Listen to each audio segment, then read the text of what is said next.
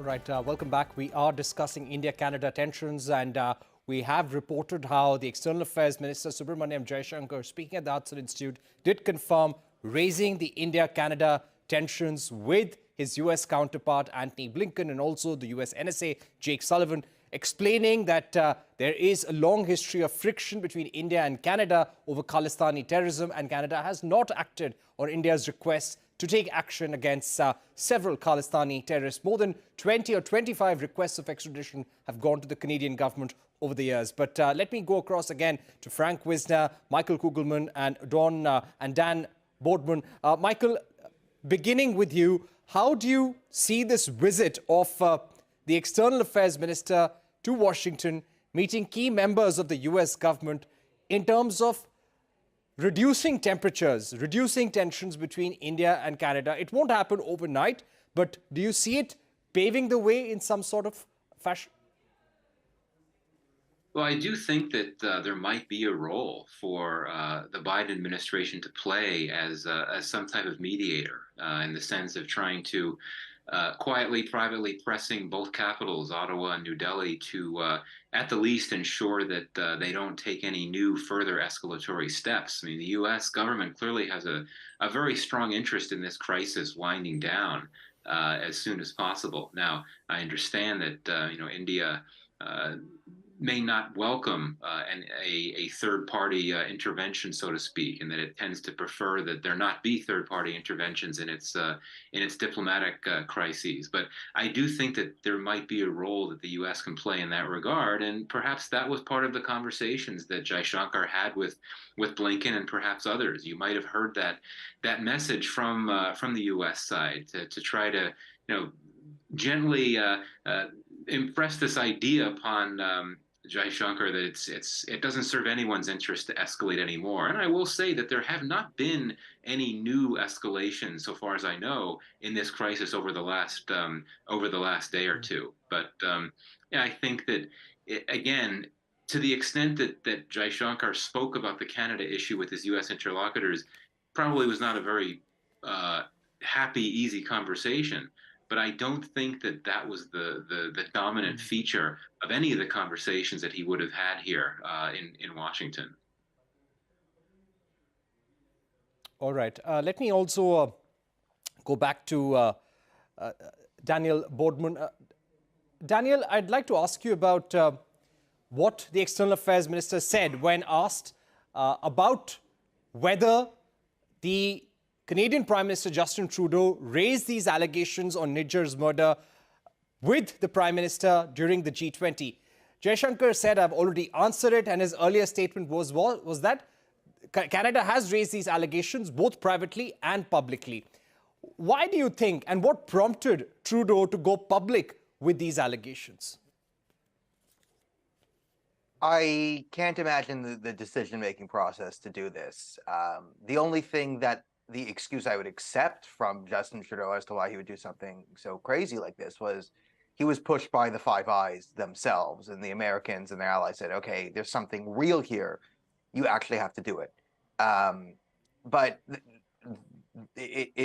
why would we do that without being able to put the evidence forward? Like, again, no one wants the intelligence to know, like, were we spying on India? How did we spy on India? Did the Americans spy on India? Can they hack certain messaging apps that we think are secure? Like, none of this we want to bring into the public, because like, if we have a method to track, let's say nefarious actors, we don't want to waste that public knowledge on an ally. So that's insane. So I don't know why Trudeau would do it at the time he did. Someone had to tell him that was a bad idea. I mean, the optics look terrible. This is right after his embarrassing India trip himself. So it looks spiteful, and it just looks like he's doing it in a way that is spiteful. And in international relations, a lot of time what's more important than the truth is how things are perceived. Can something be true? And the way Trudeau has conducted himself, he's kind of conducting himself in a way that indicates that he's probably bluffing, to say the least. So why would he do it the time he did it? There is no logical explanation. I don't think there's a good explanation. If it came from Canada, you would at least wait a few months, wait for an investigation to be concluded. I cannot fathom the decision-making process to do this. And I think that's why I'm on Indian TV right now, because I saw them do this and I went ballistic and said, why are they doing this? This makes no sense. So I still have not been able to divinate the motivations of Justin Trudeau. And I've been trying for about 8 years, and I find it best to just try not to think like him or think his thoughts, because you'll go insane. So Justin Trudeau's done something crazy. He then later the week did something even crazier, and that's what Canada's talking about. How did they invite a Nazi into Parliament? So this is the cycle of Justin Trudeau. He does something. Why does he do this? We all freak out. There's a media frenzy. He does something else that's incredibly crazy. We go on to the next thing, and so on and so forth until 2025. Okay. All right. All right. Ambassador Wisner, coming back to you. Again, I found this a little interesting in terms of the tone and the body language. When at the Hudson Institute, he was asked about these allegations made by Canada. Jaishankar took a jibe and laughed and said, for Canada, the US is the global south. But on a more serious note, the fact that someone in the Five Eyes was spying on India. Yes, countries do spy on each other. Even friendly countries do at times. But the fact that somebody in the Five Eyes was monitoring Indian diplomats very, very closely, the communications were being monitored. How does this, in the short run, impact relations between India, Canada, and the United States? Who are you directing that question to? Ambassador, to you, Hello? Ambassador Wisner. Is that question directed to me? Correct. Assuming you can hear me. I'm afraid that I take issue with what Mr. Bordman said. I have a great deal more respect for the Canadian government and its processes. I suspect the Prime Minister's decision to go public was also driven by the fact that the issue had been raised and had moved sufficiently between Canada and India among many agencies of the Canadian government, and that the Prime Minister faced a serious risk of it going public.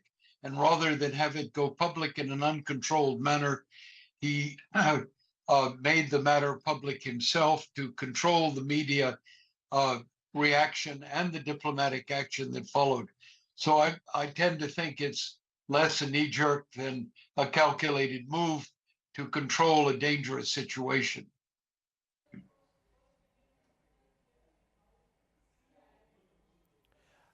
But Ambassador Wisner, just one quick question which I was trying to put to you is that the fact that someone in the Five Eyes was spying on Indian diplomats, monitoring Indian diplomats, how does that impact relations between India, United States and Canada in the short term?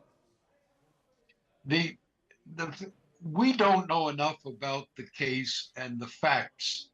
And if those are going to come out, they'll come out in due course.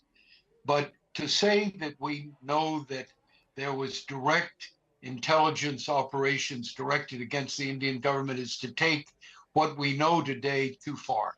We don't know. Could there have been electronic intercepts of communications between private parties, public parties? I have no idea, and I don't think anybody does. So let's not jump to conclusions. The fact is, the Jaishankar visit here was one more step in a major undertaking between the United States and India.